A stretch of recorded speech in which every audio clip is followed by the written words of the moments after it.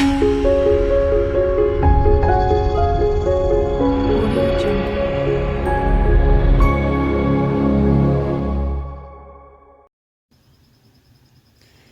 everyone. Okay, so in this series we're going to go over the houses.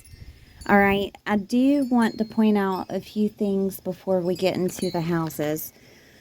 First, you need to know your zodiac signs. So if you haven't watched my videos in regards to the zodiac signs, I do advise you to do so that you can understand more of the meanings of the houses.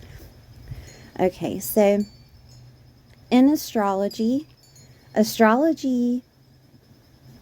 starts with their own zodiac calendar, and this would be Aries.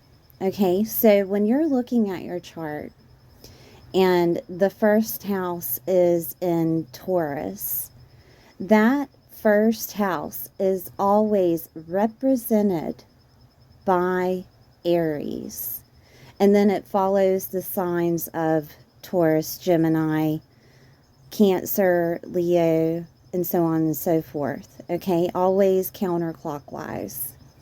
But I wanted to explain this to you so that you would understand that astrology seems difficult, but really it's only alchemizing the energies of the zodiac signs. So if your first house is in Taurus and it represents Aries, then you have an identity or persona of a Taurus sun, of a Taurus themselves. Okay, so I just wanted to point that out just in case it was confusing. And this is always the case of astrology starting with Aries zodiac. Always. Okay, when you're looking at a chart.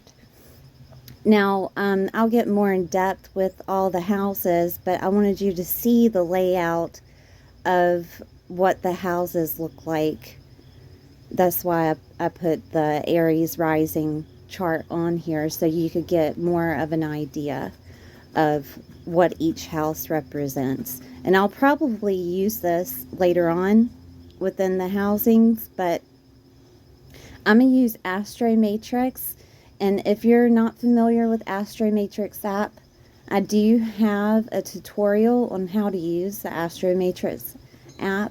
And you can go to, you can put in your information and then go at the bottom where it says Matrix. And that's where you learn astrology. They also have, I think, tarot on there. You can learn tarot. But go to the houses section, and we're going to start with the first house. Now, I am not going to define those houses with what Astro Matrix says. It may be similar.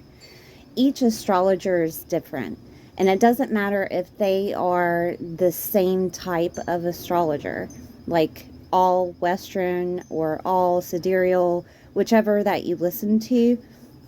Each astrologer is different, and they have their own definitions of each house, each sign, and to me it's unique, right? So I've listened and read so many interpretations that I've come up with my own interpretation, right? So I hope you enjoy this, and I will go through the houses with you and see you soon. The 8th house is ruled by Scorpio. Now, Scorpio has 2 planets that rules that sign, which is Pluto and Mars. And I say this because Mars is used in a type of ancient astrology. So I don't, push that away. So Pluto and Mars. So the 8th house represents death. It represents rebirth. It represents transformation. It also represents divorce, other people's resources, the taboo, the hidden knowledge or occult matters. It can also involve taxes, government, banking, and legal matters. And it also represents sex. And I'm not talking about the mundane. I'm talking about the deep transformation, kundalini sex, right?